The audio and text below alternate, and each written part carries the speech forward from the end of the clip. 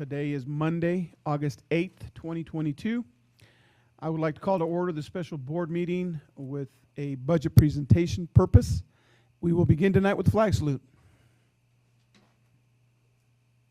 I pledge allegiance to the flag of the United States of America and to the republic for which it stands, one nation, under God, indivisible, with liberty and justice for all. I would like to welcome our guests, those of you that are here in the boardroom, those of you that are online. Thank you for taking time out of your busy schedules as we conduct our business tonight. Very much appreciated. I will entertain a motion for the approval of the agenda of this special board meeting. I'll make that motion. Motion's been made by Director Johnson, seconded by Director Stevenson. Any further discussion? All in favor, aye. Aye. Any opposed? Motion carries 4-0. Director Prowse is not available to attend tonight. Okay, moving on. Do we have any public comment, Marissa? No public comment. I'll remind the public that there is a venue for public comment at most of our meetings, not all of them. Okay, moving on to item B2, the reason for our meeting tonight. We have a budget presentation, and I'll turn it over to the superintendent to make the presentation of our presenters tonight. Well, thank you. We're excited this evening to be able to present to you certainly several months of work by Amy Suarez and her team, and let the board and the community know where we're at from a sort of dollars and cents perspective, and give you a little bit of history and where we're headed. And so we're looking forward to the presentation this evening, questions from the board to provide clarity for the community as we begin to prepare for the 2022-2023 school year. So we'll turn it over to Amy and her team. Good evening, everyone. I'm here to present the 22-23 budget. As of earlier this day, we have added the 237-page full budget on our website for anybody who wants to take a look. What I'm going to present today is a summary of that document. Today I have Angie Garza and Lori Taft. They are part of my team, and they helped with some of the entries and stuff, and I have an amazing team, and I wanted to have them by my side. The next slide just shows who the district administration is. The board of directors are in charge of approving the budget and having oversight. The district administration of the superintendent, P. Perez, Jessica Shank, Amy Suarez, and Sandra Villarreal. Okay, the budget timeline. We start the budget preparation probably around March with enrollment, and we start looking at it, but we go heavy around May and June. And by July 10th, we need to have the preliminary budget ready for the public. This year, I was able to have it completed like a week before. So today we are having the budget presentation, and we are also advertising the budget hearing that will take place on August 22nd. What is a budget? A budget is a value statement. It is a tool that we use to develop a fiscally sound operating budget and forecast. It creates alignment of our budget with our values. We have to comply with state, local, and federal mandates. We have to follow all the OSPI accounting guidelines, maintain district programs, and we set expectations among ourselves to set high standards of integrity, learning, and fiscal responsibility for our district and our community. Some of the words you will be hearing today is budget. What is a budget? It's a tool that provides just an estimate of what our revenues and our expenditures will be for this coming year. Projection is we take the tools that we have and we forecast what they will be for the next year. ESSER is the Elementary and Secondary School Emergency Relief Fund, money that we have received due to the COVID pandemic. IPD is the implicit price deflator. It's the amount that OSPI applies to salary and MSOC allocations. What are MSOCs? MSOCs are miscellaneous supplies, other costs such as supplies, services, and travel.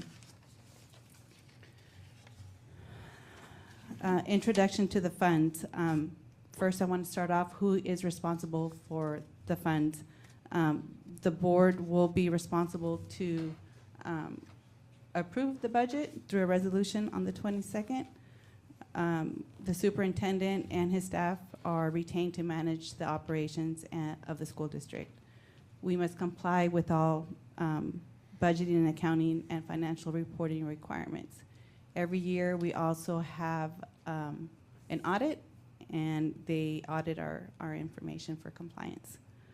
The district has 5 district funds.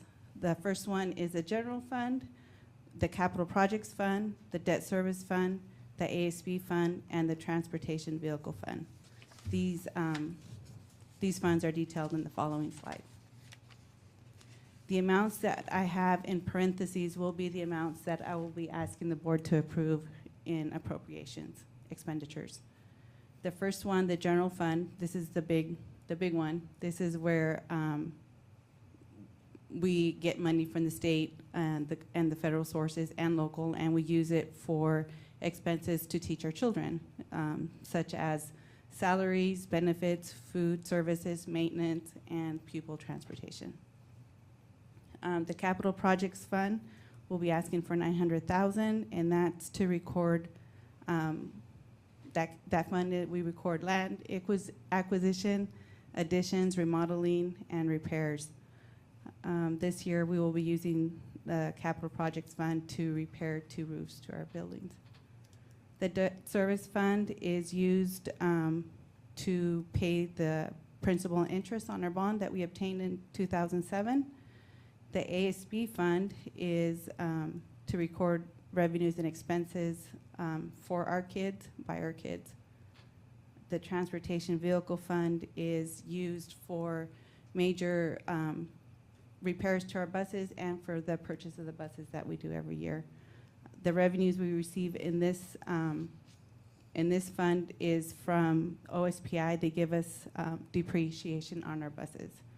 However, upon doing a forecast for the future, it became very apparent that we will need to have the board approve a $150,000 transfer from the general fund to the transportation fund in order to continue purchasing 2 buses per year. And we'll get into more details on that on the 4-year forecast. Some of the big ideas for this year were ESSER. ESSER funding has helped us to maintain staffing levels despite a significant decrease in enrollment and increase in operating cost. ESSER funds are not subject to the supplanting rule, and we are using it in response to COVID for things such as learning loss, tech, facilities, repairs, mental health, and sanitation and HVAC systems. Enrollment, staffing, they go hand in hand. Through thoughtful and strategic budgeting, we were able to maintain staffing levels despite the decrease in enrollment.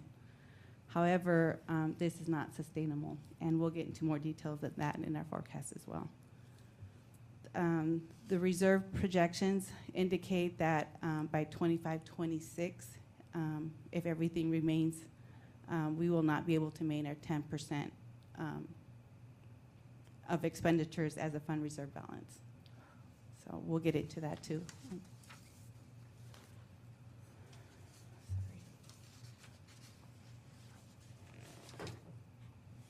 Budget initiatives, what were the major changes? ESSER funding are continuing this year and go through September 2024. We are budgeting for planned carryover of funds and special programs. We're going to continue to support facility needs and technology initiatives.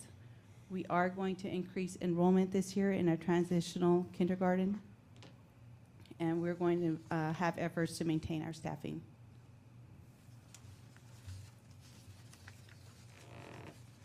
What were some of the legislative impacts this year? OSPI increased our funding by IPD of 5.5. We have ESSER funding. Our SEB insurance, which is for our medical, increased by 6%. So that went up to $1,026 per funded FTE. We are going to have 3 funded days for our certificated staff, and one of those days must be used for the social emotional learning. New for this year is a compliance for an additional funding for physical, social, and emotional staff. This year, they have increased the state allocations for these positions such as counselors, nurses, social workers, and psychologists. This will be phased in 3 years, so every year it'll increase a little bit. And then in the next slide, you will see that OSD does meet their requirements, or we are in compliance. Another thing is the K-3 class size compliance. And we'll go into that as well in a couple more slides, and that is K-3 class indication of BEA. We are funded 17 students per FTE teacher, and we'll get into more specifics on that. So the next slide, physical, social, and emotional staff.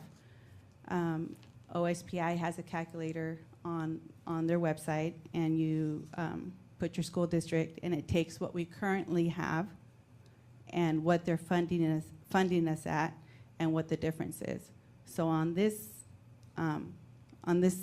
slide, you will see that we have a total of 24.122 FTEs that are under physical, social, and emotional positions. We are funded at 16.735, so the difference is 7.387. I have a question on this slide. Mm-hmm. So you said in the last one that it takes 3 years for them to fully fund, Mm-hmm. and currently for the school year that we're going into, they only fund the 16.7 for our staff, for our student size. Correct. Do you foresee them ever, if we kept this same number of FTEs that we currently have, will they ever fully fund the amount of staff that we have? I looked at the tool, and I believe the answer is no, but we can take another look. Okay, so like, do they up it, just a guess, because you probably don't have this answer. Like, do they up it by 2 every year for us? Do they up it by, any guess? Not without, One? I wouldn't want to commit to it without looking at the spreadsheet. Knowing OSPI and the federal, It's state not by government. much. Right, okay, It is more than what we had last year, but it's which is always good, which is good. but never enough. Correct. Right, okay, thank you. So getting into the K-3 compliance, the first thing that we want to look at is our enrollment in the K-3. K-3 size compliance became in effect in the 1920 school year. If you look at what our K-3 enrollment was in that school year, you'll see that it was 1,404, and it has declined every year since then. By the end of, for this coming school year, 22-23, we will be down 166 students in the K-3.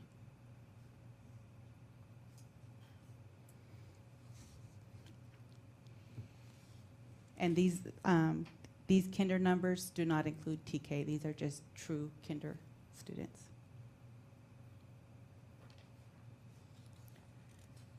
So we have also this spreadsheet that OSPI puts out. They take our information and they do their calculator, and it indicates that how many teachers were funded for. I made the change on the one that is posted on there just to put the number that we're expecting our enrollment to be next year.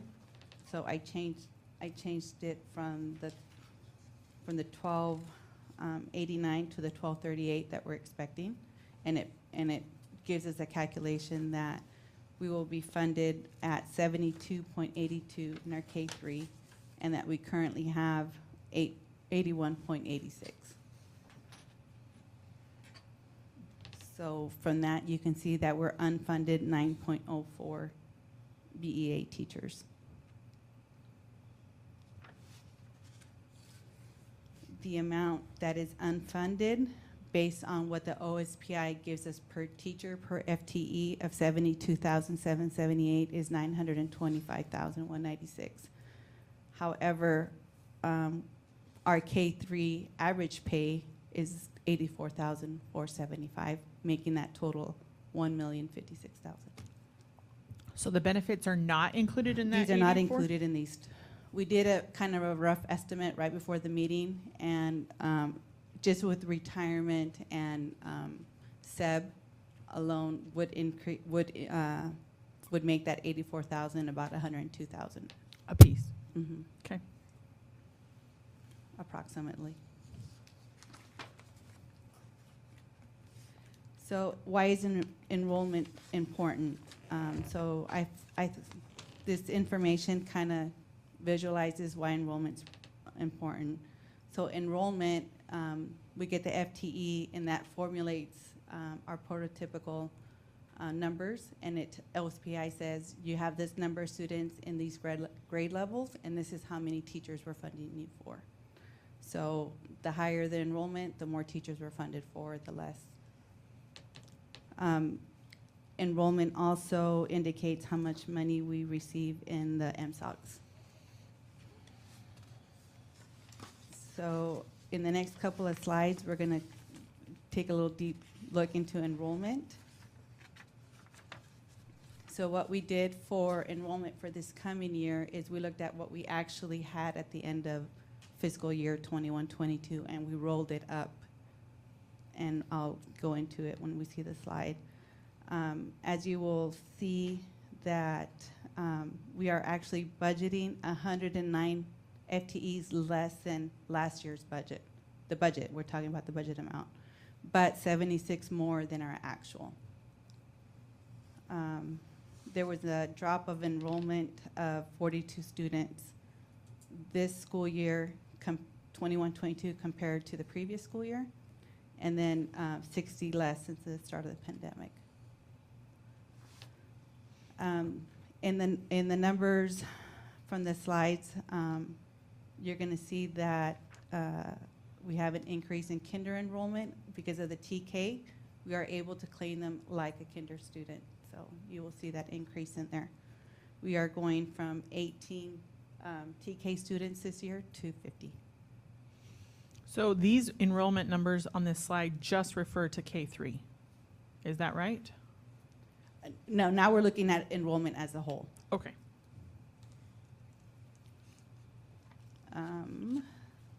So in the next slide, you will see how we just rolled up the enrollment. So if you see,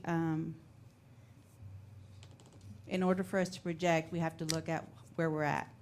So here the 4,365 is our actual enrollment for 21-22.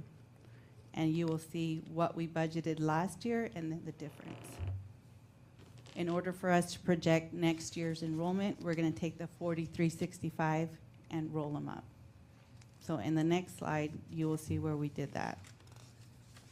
For example, you will see that the first graders this year of 297 become 297 second graders. So the only increase is in the kinders, where we said we increased it due to the TKs. The following slide is just a 10-year enrollment, and just want to point out that I'm projecting that our 22-23 will be a little bit more than the 19-20 when the pandemic hit. So we ended that year with 4,425, and I'm projecting 4,441. I loved seeing this slide. I thought that this was so valuable to see, even though there's been some weird last few years on our enrollment issues, but this was wonderful to have, to see this long-term projection, or not projection, but the reality and what's really happening. So thank you. The next slide is an overview of our fund balance.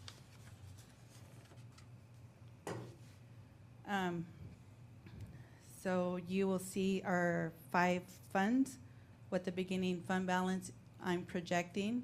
In order to project what the beginning fund balance for next year, I had to look at, I think at that point it was June's budget status report, figure out what we spent so far, and then determine, okay, what's not encumbered. Like, for example, summer school and all the summer PD that hadn't been encumbered yet. So then you got to get an estimate of that and kind of determine where we're going to end the school year. So this is hopefully kind of spot on. Then I did the same for the ASB, the debt service, and the capital projects and the vehicle fund.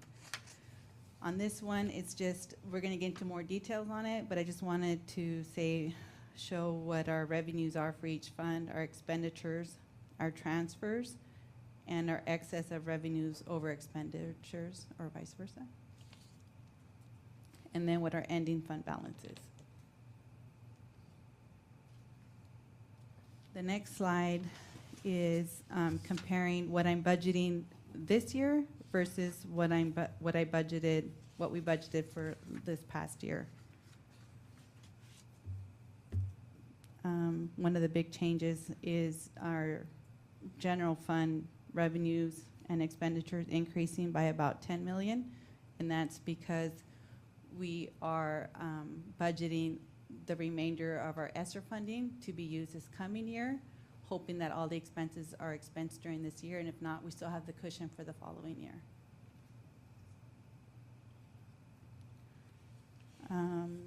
Any questions on that? So now we're getting the next slide. We're going to take a closer look at the general fund. That is where most of the stuff happens, and we'll take a little look.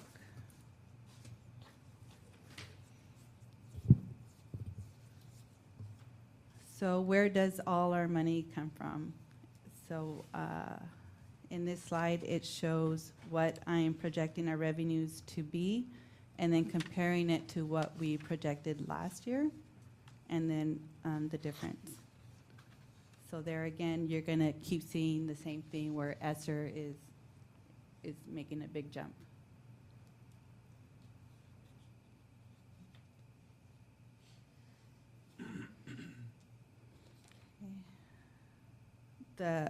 The state general purpose, that's the OSPI. If you see the difference is due to the IPD factor, most of it. The next slide is a little bit of information about all those categorical funding and what they are. For example, the first one is how much our local property taxes will be, how much is in local support, the state funding, the apportionment, the state special purpose, and those are the special, like lab and bilingual special education. And then we have our regular, what we had, for federal, and then the ESSER.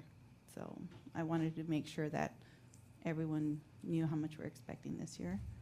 So on the last slide, I was writing notes and questions, and it then you answered the question on the very next slide, so I had to cross it out. So Okay. Thank you for all of the details here. It was amazing to see, to go, what does that mean? What does that mean? Oh, right there. Lovely. So that is, I will point out that the very last one, the other financing sources, that is new for this year, and Lori did an amazing job. We have a new GASB that we have to follow where we have to account for all our leases.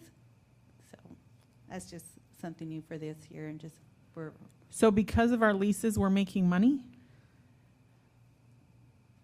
it's kind of, it's Nothing's like that, but Yeah. right. We're The not way making the money. accounting works. Yeah, the way the accounting works, we have to show it, I don't know what the terminology is, that would be.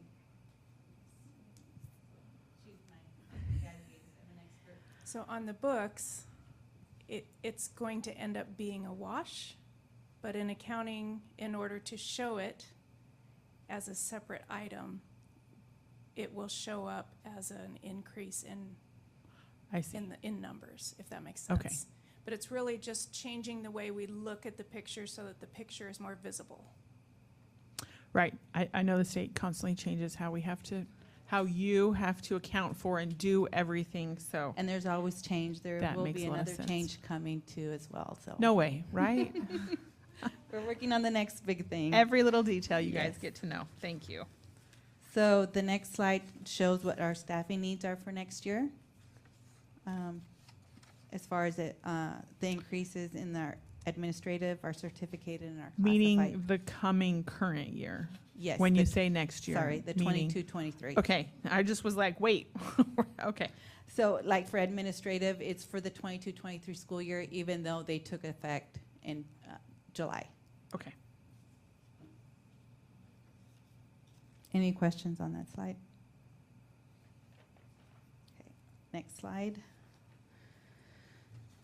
So every expense that comes in through the district, we have to code it first by what program it is, and then we have to code it by what activity it is, and then we have to decide what object it is. So we're gonna take a look at these three ways. You will see that 87.6 million, it's gonna stay the same. It's just a different way of looking at the numbers. Okay, so the first way we're gonna look at them is by object.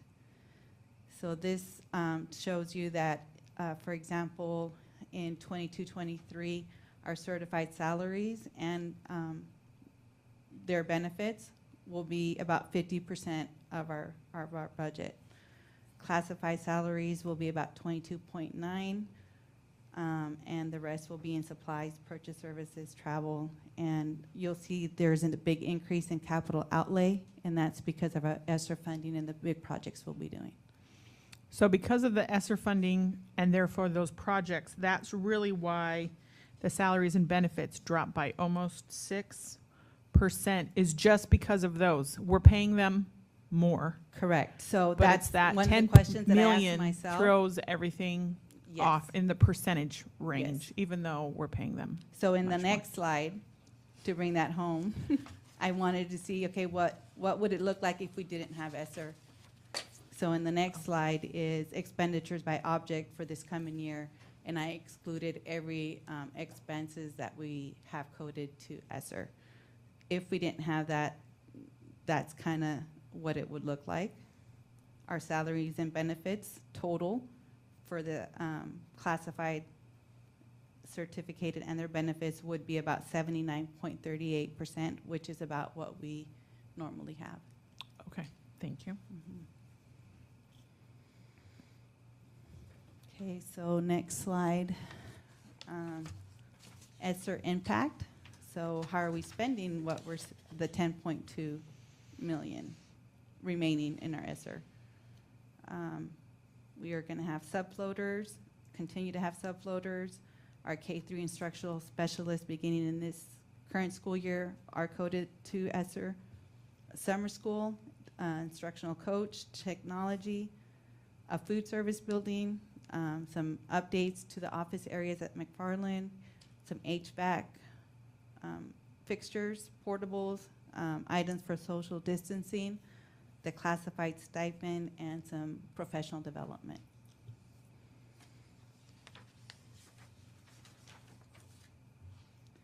So this next slide is the same thing. We're still looking at the objects where we're spending our money and comparing it back to the 18-19 school year and how it's changed throughout. So that's just more for historical. The 21-22, I took what we had actually spent as of June, and then I think it was through July, July, the encumbrances, and we had what we anticipated to spend for, like I said, summer school and professional development. Those are items that we don't encumber, and we're projecting to spend about 73.7 million. A little bit less than what we budgeted for last year.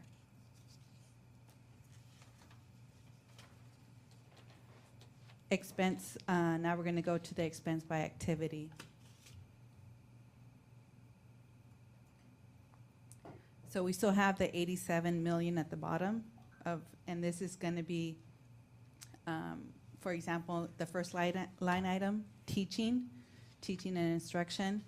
This is anything that's coded to Activity 27 throughout all programs. So anything that we pay at a basic ed, at a lab, anything that's coded to teaching in the classroom, that's how much we're spending. That includes the teachers, the supplies, the classified staff, and all that. So if I want to draw the attention to facilities.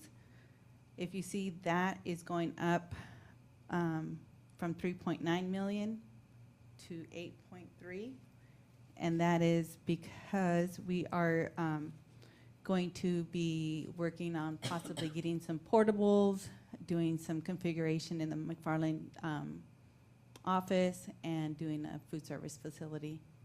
So that is causing the increase. In our food services, activities 42 to 40 through 44, you'll see that last year we budgeted 2.5 million, and this year we're budgeting 3.3. That is because last year when we budgeted, we didn't know at that point when we were budgeting how COVID was going to affect, how it was going to affect how many meals we served.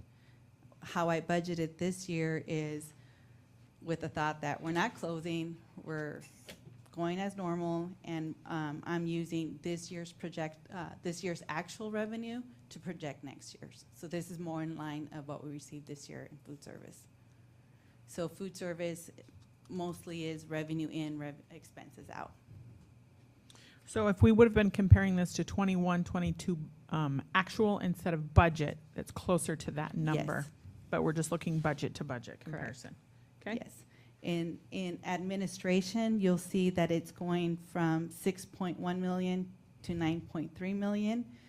And that is because I budgeted all the indirects and some capacity in activity 21 and object 7.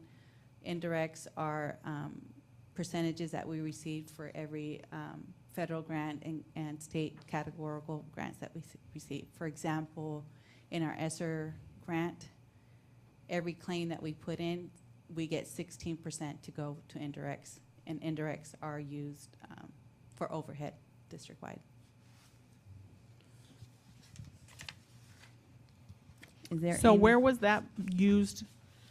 So we did have it. Where did you put it before, I it guess, was- in the it 21, was in- 22 then? It was in there as well, but because our revenues have increased, so have our indirects. Okay. And ESSER's 10 million Yeah, that's is a huge. big Yes. indirect Yes. overhead for grants, right? Okay, that makes sense. Thank you for clarifying those details. Is there any other questions on that?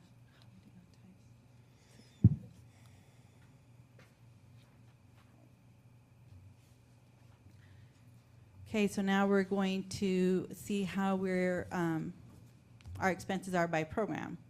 So regular instruction, we refer to as basic ed. How much we going to expend out of our ESSER, our special education, vocational, our compensatory education, other instructional programs, our community service, and support services. Oh, And look then at in the that. next You page- describe what each of, I was like, wait, I bet that she already is, so I don't have to ask that So question. in the next page, there's details on what these programs are. Under the support services, I think that one needs to be a little bit more explained. So you'll see that the 16.8 consists of 3.4 for board of directors, superintendent office, business office, human resource office, and public relations. 312 is for pupil management for security officers and student supervision. 6.9 million for facility and grounds, and that includes the facilities we're going to purchase or make with our ESSER funding. 3.6 is our food service, and 2.5 is our transportation. 6.9.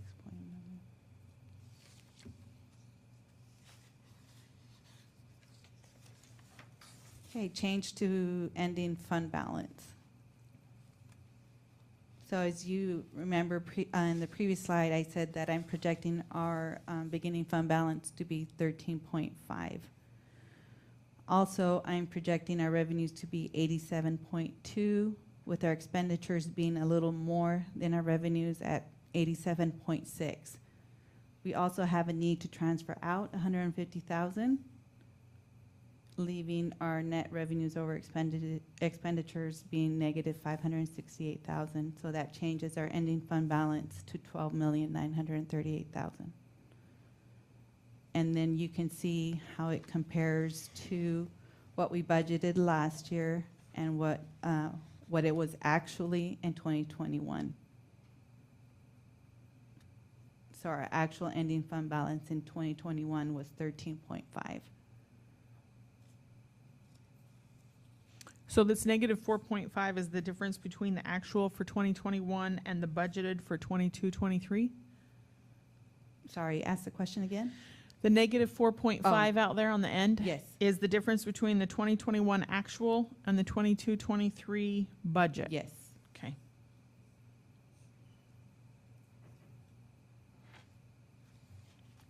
If you will see also in 2021, our expenses were 1.5 million over our revenues.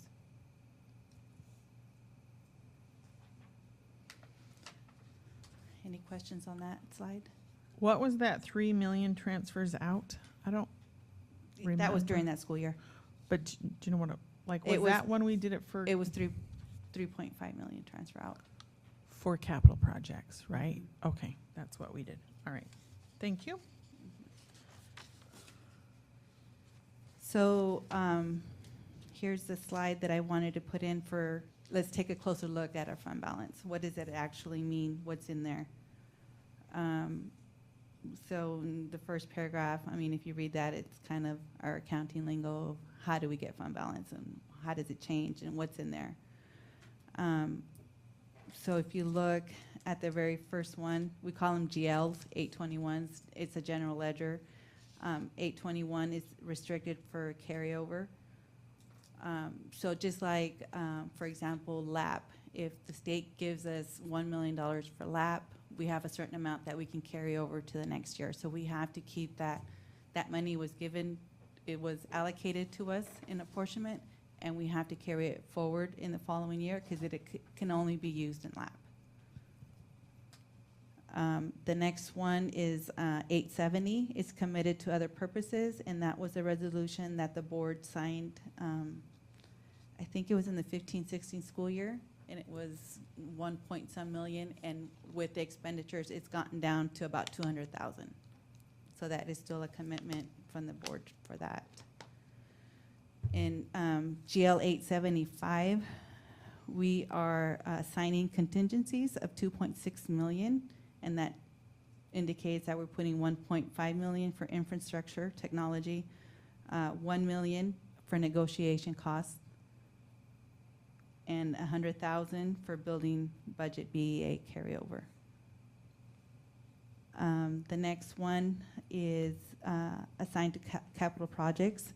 That's the 500,000 from the 4 million that we have not used. We have not transferred it. That's, you know, we will transfer it when the need arises. And if the fund balance is there to support it. The unassigned fund balance is about 382,359, and then the 10% of our expenditures is the 8.7 million.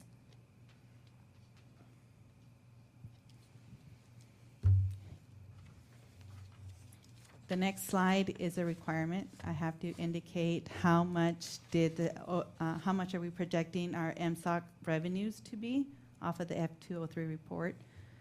We are, it's at 6.2 million, and then from there I have to state how much of that are we spending. We are actually spending 7.7 in MSOCs, and then it's broken down by objects again. Object 5 is supplies, object 7 is purchase services, object 8 is travel, and object 9 is capital outlay. And then the same numbers, but this time it's in what programs are we spending it in. Program 01 is basic ed, and program 97 is district support.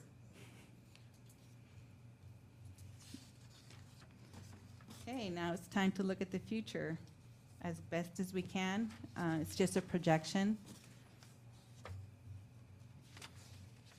So the first thing in order to project where we're going is trying to forecast how our enrollment's going to do.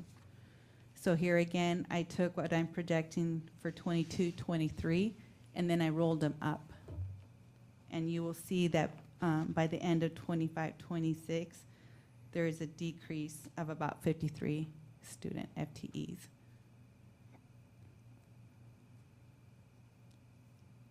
And then it on the last column, you'll see in what grades those are coming in at.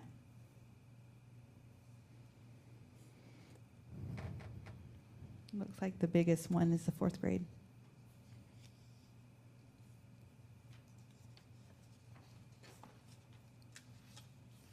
Okay, so now we are going to forecast what our fund balance is going to look like. Okay, so what I did was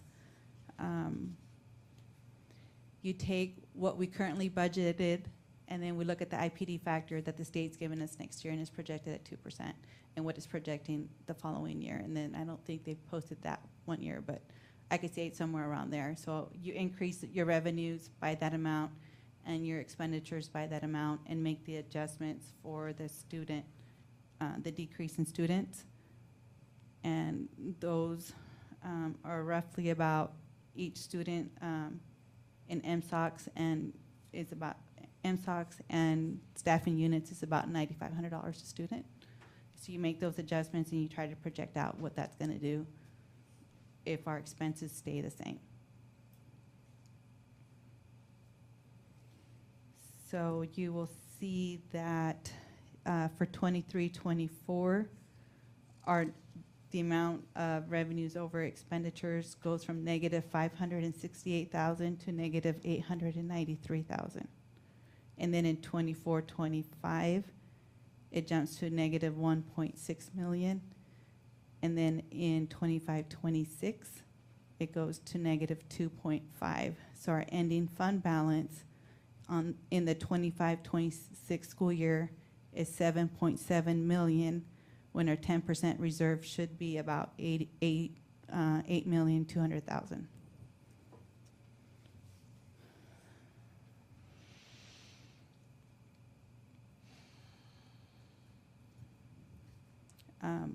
One big thing to notice is from 22 to 23 to 23-24, our expenditures going less because of the ESSER funding. So these projected transfers out for the 22-23 is bus need. Are they bus needs every year? Yes. Okay. And the cost of each bus seems every year it's costing us more. And I think we're adding about $10,000 to $12,000 per bus to add air conditioning to some of the buses. Okay, thank you. Any questions on that? Okay, so this next slide is kind of taking the same slide that we had earlier of what we were doing with 22-23, and then crossing out the things that we did in 22-23. So anything that's not crossed out is currently ESSER funding, and we're going to have to figure out how are we going to fund these moving forward. If, for example, subfloaters, K-3 instructional specialists, summer school, technology, professional development, a lot of those things are being currently funded out of ESSER.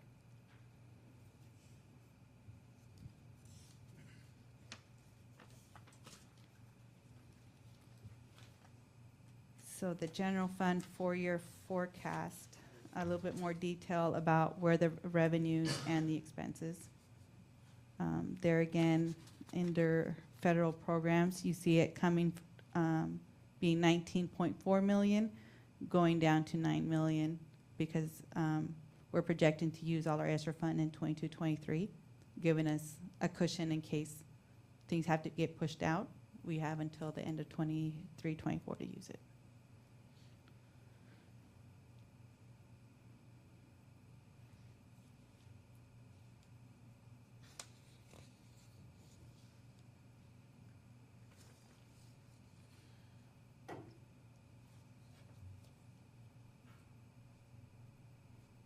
Okay, next slide. The next several slides are our smaller funds, our ASB, and then you have your debt service. Those are almost stay about the same year after year. The capital projects, one. We currently have a fund balance of about 919,000. We're going to get revenue of about 20,000 from our lease to the ESD and from interest on our investments, and then we're going to spend about 800,000 on some roof repairs, and then that leaves us 100,000 for any other miscellaneous items that may come up. And then if we spend that, you'll notice that beginning in 23, 24, there is no money in our capital projects fund for anything major that might come up.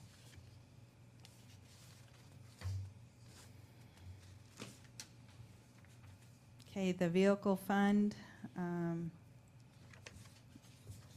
Here's where you'll see that projecting our beginning fund balance next year to be 239,000, and then our revenue for the depreciation being 266, and then the transfer in.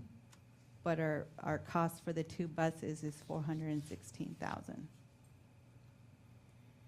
So then the ending fund balance becomes the beginning fund balance for the next year, and it kind of goes through the same thing. So in 24, 25, we had to increase it to 200 in order to keep the flow going.